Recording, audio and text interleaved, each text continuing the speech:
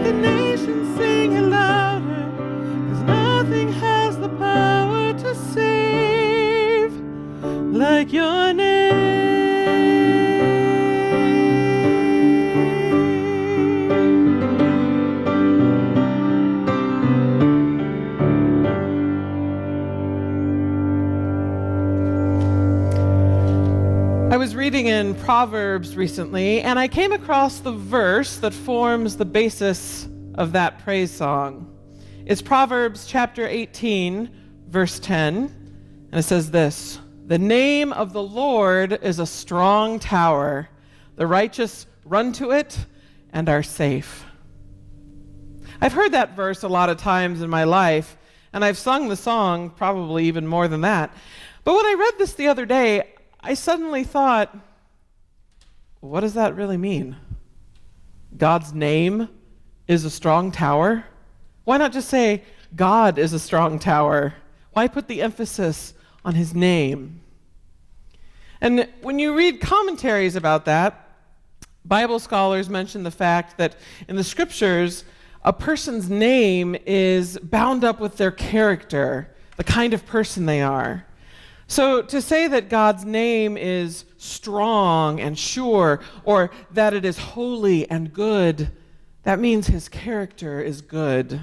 He, as a person, is strong and sure. But as I thought about it some more, I started to also think of it from the angle of God's actual names in the Bible. There are a lot of them: Jehovah, Yahweh, Adonai, El Shaddai, Elohim. Those are just a few of the names given to God in the scriptures. But there is only one name he ever gave for himself. You might remember the story of Moses and the burning bush.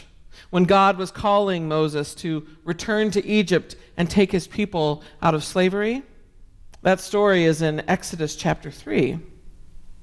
And here's a part of that. "And Moses said to God," after being called, "God, suppose I go to the Israelites and say to them, 'The God of your fathers has sent me to you,' and they ask me, 'What's his name?' Then what shall I tell them?' And God answered, 'I am who I am.'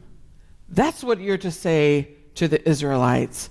'I am has sent me to you.'" When God revealed his name to Moses, it was "I am." And centuries later, when Jesus wanted to ruffle a few Pharisee feathers, he said, "Before Abraham was, I am."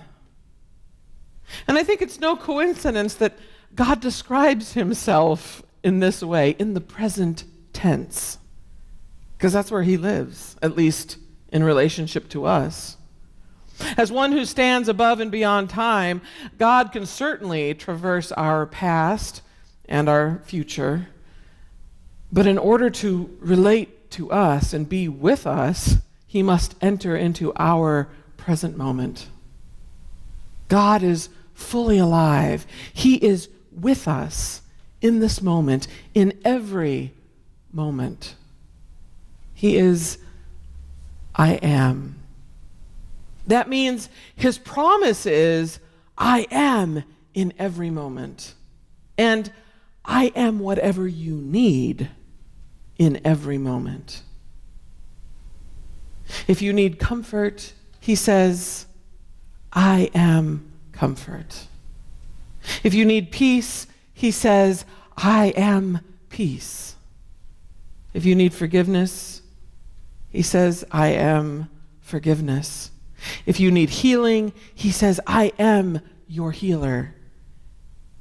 If we need discipline, he says, "I am your disciplinarian." Whatever we need, he says, "I am."